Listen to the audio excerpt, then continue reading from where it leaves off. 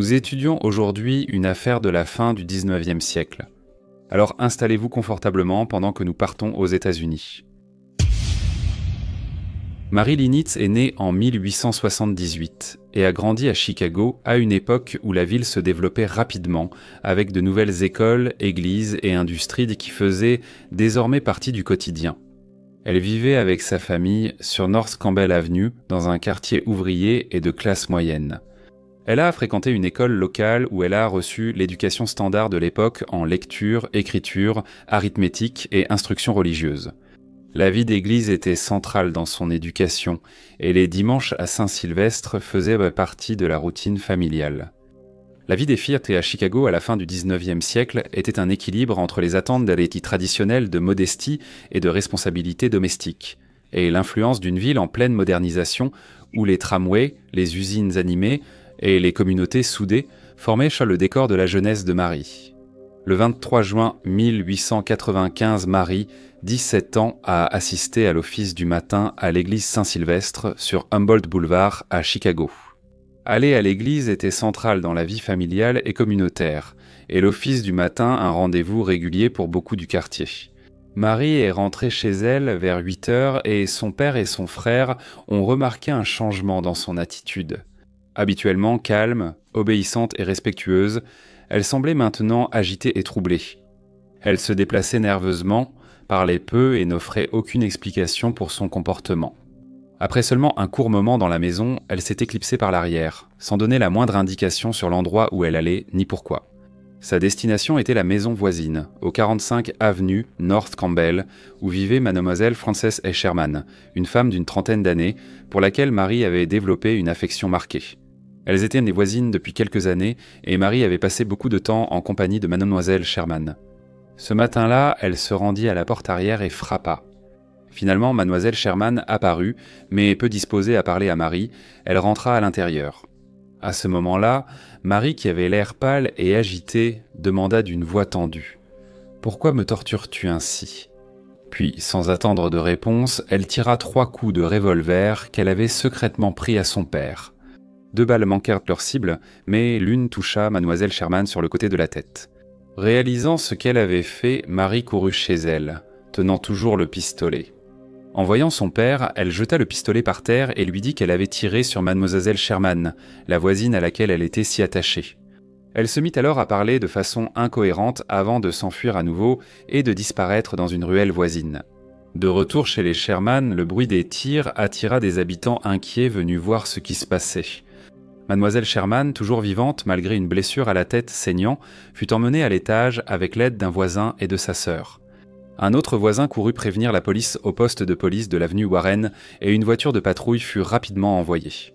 Lorsque les agents arrivèrent au 45, avenue North Campbell, ils virent que le docteur Frank Ingalls avait déjà soigné la femme blessée. Ils comprirent rapidement que la blessure, bien que grave, n'était pas mortelle. La balle avait provoqué une entaille d'environ 8 cm de long, mais n'avait pas pénétré profondément dans sa tête. Le lieutenant Baird a réuni des agents pour retrouver Mary Linette. Ils ont fouillé les rues avoisinantes, les ruelles et les environs, appelant son nom et parlant aux passants dans le but de la retrouver. Malgré leurs recherches approfondies, Mary restait introuvable. Avec le temps, les rumeurs ont grandi que Mary aurait pu se suicider. Même mademoiselle Sherman, encore bouleversée par la matinée, déclara au lieutenant Baird qu'elle pensait probablement cela, reflétant l'inquiétude générale pour la jeune fille. Le lieutenant demanda à mademoiselle Sherman ce qu'elle ferait si Mary était encore en vie et retrouvée, ce à quoi elle répondit « Je suis tellement convaincu qu'elle est celle morte que je n'y ai pas pensé une seule seconde. Je pense que Mary n'était pas dans son état normal et qu'elle serait dangereuse si on la laissait libre. Je ne sais pas si je voudrais la poursuivre comme une criminelle ordinaire, mais je n'arrive pas à me décider sur la conduite à tenir. » Mademoiselle Sherman, qui vivait avec ses 2 sœurs, a raconté comment la jeune fille s'était attachée à elle et était devenue assez possessive. Elle a dit que chaque fois qu'elle prêtait attention à quelqu'un d'autre, Marie réagissait avec une douleur et une jalousie visible. Elle a dit qu'avant la mort tragique de la mère de Marie, elle lui avait parlé de ses préoccupations, mais celle-ci les avait malheureusement écartées. Mademoiselle Sherman a dit qu'à partir de ce moment-là, elle a essayé de ne traiter Marie qu'avec gentillesse et de tirer le meilleur parti de la situation. Lorsque le docteur Ingalls a été interrogé au sujet de Marie, il a dit qu'il pensait qu'elle souffrait d'une forme de manie et qu'elle aurait dû être placée sous surveillance. La police a poursuivi ses recherches pour retrouver la jeune femme et s'est rendue chez M. Jacques Linné, le père de Marie, qui travaillait comme entrepreneur en bâtiment. Profondément bouleversé, il a dit aux agents qu'il pensait que sa fille avait agi sous influence hypnotique. Il a insisté sur son absence de responsabilité et affirmé ignorer qu'elle ait été aux prises son revolver. Les recherches pour retrouver Marie se sont poursuivies jusque tard dans la nuit. Cependant, elle était introuvable. Le lendemain, Marie Linette a été retrouvée au 436 rue Taylor. Elle a été rapidement placée en garde à vue et présentée devant le juge Doyle du tribunal de police pour agression avec intention de tuer. Marie paraissait pâle et abattue, et son comportement laissait penser que son esprit n'était pas clair. Les observateurs ont remarqué qu'elle parlait peu et réagissait peu à la procédure. Compte tenu des circonstances et de son histoire récente, le juge Doyle a choisi de ne pas poursuivre l'affaire et a plutôt reporté l'audience au vendredi 28 juin, laissant le temps au médecin de la ville d'examiner la jeune femme et de donner un avis sur sa santé mentale. Le tribunal a reconnu la gravité de l'accusation, mais aussi la nécessité de déterminer si les actes de Marie avaient été influencés par une maladie mentale plutôt que par une intention criminelle délibérée. Les voisins et les membres du public qui avaient suivi l'affaire de près se sont rassemblés devant le palais de justice, reflétant à la fois le choc et la curiosité suscités par l'incident. L'affaire s'est démarquée par ses circonstances inhabituelles. Une jeune fille de 17 ans ayant agressé une proche, soulevant des questions sur la santé mentale, la responsabilité personnelle et la réponse du système judiciaire. Les journaux sont devenus fascinés par l'affaire, lui accordant une attention particulière dans leurs reportages. Bien que les histoires de jalousie et de colère menant à la violence n'étaient pas rares pour les journalistes criminels de l'époque, le fait que l'incident impliquait deux femmes partageant un lien étroit et de longue date rendait cela particulièrement remarquable. Les journalistes ont souligné le caractère inhabituel de la relation et l'intensité des émotions qui avaient abouti à la violence. Beaucoup de journaux ont comparé cette affaire à celle d'Alice Mitchell et Frida Ward, un incident semblable survenu à Memphis, Tennessee, 3 ans plus tôt, en 1892. La presse a mis en avant les parallèles entre les deux affaires, soulignant la rareté de tels actes découlant de l'affection entre femmes, et l'histoire a rapidement captivé l'intérêt du public, non seulement à Chicago, mais dans tout l'Illinois. Les journaux décrivaient Mademoiselle Sherman comme une femme ronde, brune, d'une trentaine d'années et attirante. Mary, en revanche, était décrite comme mince, au teint rougeâtre, et n'ayant encore que 17 ans. Les voisins et connaissances ont enrichi les reportages de leurs souvenirs. Les habitants ont évoqué la forte affection entre les deux femmes, affirmant que ces derniers beaux mois, les sentiments de Mary semblaient s'être intensifiés. Une amie de Mary la décrivait comme nerveuse et facilement excitée, incapable de supporter que mademoiselle Sherman parle à quelqu'un d'autre qu'à elle. Le père de Mary exigeait qu'elle ne fasse aucune déclaration publique sur l'incident. Il a exigé qu'elle ne s'exprime qu'après un examen par les autorités, jugeant essentiel d'établir les faits sous supervision. Lorsqu'il avait été approché par des journalistes en quête de commentaires, il n'a offert que peu de choses, si ce n'est une seule explication ferme. Ce n'était pas la faute de la jeune fille, elle avait agi sous influence hypnotique.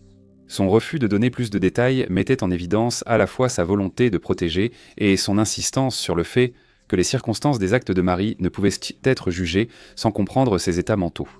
Dans les jours tendus après la fusillade, sa déclaration largement relayée a façonné la perception publique et renforcé l'idée que le comportement de Marie était dicté par des forces hors de son contrôle. Les journaux ont également sollicité un commentaire de mademoiselle Sherman, et bien qu'elle se soit montrée prudente et réticente à en dire beaucoup, elle a reconnu que Marie avait été très proche d'elle pendant un certain temps. Elle a reconnu avoir de l'affection pour la jeune fille.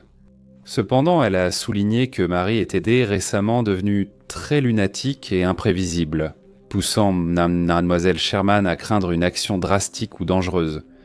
Mademoiselle Sherman a reconnu l'instabilité émotionnelle de Marie, surtout après la mort de sa mère, mais a précisé qu'elle ne pensait pas que son comportement résultait d'une influence extérieure ou hypnotique, affirmant que les actions de la jeune fille étaient indues à son propre état d'esprit troublé. À la suite d'une évaluation approfondie menée par des professionnels de la santé et des autorités judiciaires, il a été conclu de manière définitive que Mary Lynette souffrait d'une grave maladie mentale, la rendant folle. Ses actions, motivées par une passion intense et irrationnelle, associée à son comportement erratique et à ses propos incohérents, constituaient une preuve évidente de son état mental. Le tribunal, à la lumière de ces conclusions, a jugé nécessaire de l'interner à l'hôpital et asile pour aliéné du nord de l'Illinois à Elgin, dans l'Illinois. Cet établissement était équipé pour fournir les soins et traitements spécialisés nécessaires aux personnes souffrant de troubles mentaux graves, garantissant que Mary recevrait le soutien dont elle avait besoin, tout en protégeant également le public de tout danger potentiel supplémentaire. En décembre de la même année, Mary a passé une nouvelle évaluation complète. Cette fois, les professionnels de santé et les autorités judiciaires ont conclu qu'elle ne montrait plus de signes de maladie mentale grave, que son comportement était stabilisé et qu'elle comprenait désormais clairement ses actes et leurs conséquences. Le tribunal, après avoir examiné la nouvelle évaluation, a décidé que Mary ne représentait plus un danger pour elle-même ou pour autrui, et par conséquent, elle a été libérée de sa détention. Pendant son séjour à l'hôpital et asile du nord de l'Illinois, Mary était sous la garde d'une infirmière nommée Elizabeth Trowbridge, une femme de 25 ans qui était la cousine du juge David B. Sherwood. Après avoir été libérée de l'asile, Mary est retournée chez son père, mais pendant son séjour sous surveillance, elle avait développé une forte attirance pour mademoiselle Trowbridge, un attachement remarquablement similaire à celui qu'elle avait auparavant ressenti pour mademoiselle Frances Sherman. Le 13 avril 1896. Mary Lynette, 18 ans, s'est rendue à Elgin, à 35 miles au nord-ouest de Chicago, où elle a rencontré mademoiselle Elizabeth Trowbridge, près de la maison du juge David B. Sherwood. Après une courte conversation sur le trottoir, elles ont descendu State Street avec la sœur d'Elizabeth, mademoiselle Alice Trowbridge. Mary voulait qu'Elizabeth retourne à Chicago avec elle, une demande qu'Elizabeth avait constamment refusée. Ce jour-là, elle a essayé une fois de plus de la convaincre. Mais Elizabeth a de nouveau refusé. Il venait juste de passer 20 heures et la conversation est devenue tendue lorsque Mary a insisté davantage, exhortant Elizabeth à reconsidérer sa décision. Elizabeth est restée calme mais ferme, répétant qu'elle n'irait pas. Le refus ne fit qu'accentuer la frustration de Mary, et ses paroles devinrent plus tranchantes, bien qu'Elizabeth lui répondit à peine. Alice, qui marchait tranquillement à leur côté, sentit la tension entre les deux, mais choisit de ne pas intervenir, gardant le silence. Alors que les trois jeunes femmes avançaient en tête sur State Street, la tension finit par submerger Mary et, sans un mot d'avertissement, elle plongea la main dans sa poche et sortit un revolver. D'un seul geste rapide, elle tira un coup de feu qui atteignit Elizabeth en plein cœur. Elizabeth s'effondra aussitôt, tombant au sol sous les yeux de sa sœur.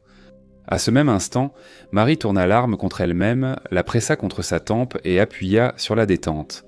Elle s'effondra à côté d'Elizabeth, les deux jeunes femmes gisant ensemble sur le sol. Alors qu'Alice regardait la scène après un bref instant d'immobilité, elle se mit à courir en hurlant vers la maison du juge Sherwood pour donner l'alerte. La petite communauté fut bouleversée, non seulement à cause de cet acte soudain et violent, mais aussi en raison de la notoriété de la famille impliquée. Les journaux ont largement rapporté l'incident, en soulignant un détail particulièrement troublant. Mary Lynette avait été libérée d'un asile psychiatrique seulement 4 mois plus tôt, après avoir été soignée pour une infraction similaire. Les médecins l'avaient en jugée guérie, pourtant elle avait commis le même acte, cette fois avec des conséquences fatales. Mary avait tué Elizabeth Trowbridge, mais ne pourrait jamais être jugée. Les médecins ayant examiné la patiente ont estimé que son état mental était gravement perturbé et que ses actes résultaient d'une maladie plutôt que d'une intention criminelle. Son retour à Elgin après sa libération a démontré à quel point ce jugement antérieur avait été erroné. La répétition de l'acte dangereux ayant conduit à son internement a suscité des interrogations sur sa libération et sur la possibilité de prévenir la tragédie. La brutalité soudaine des événements a profondément choqué chacun. Ce qui avait commencé par 3 jeunes femmes marchant ensemble dans une rue familière s'est terminé par la mort en quelques instants. Un rappel de la rapidité avec laquelle la vie peut basculer. Pour la communauté, ce n'était pas seulement une histoire de malheur personnel, mais aussi une histoire qui soulevait des questions gênantes sur l'état des soins de santé mentale, les responsabilités des autorités et les conséquences tangibles tragiques d'une décision qui avait permis à Mary Lynette de recouvrer sa liberté. Bonjour à tous et merci beaucoup de regarder. Dans cette vidéo, j'ai évoqué l'affaire de 1892 d'Alice Mitchell et Frida Ward. J'ai traité cette affaire en décembre 2020, donc si certains veulent pour la voir, le lien est ci-dessous. Comme d'habitude, n'hésitez pas à laisser vos commentaires ou retours, et j'espère vous retrouver tous dans le prochain Briefcase.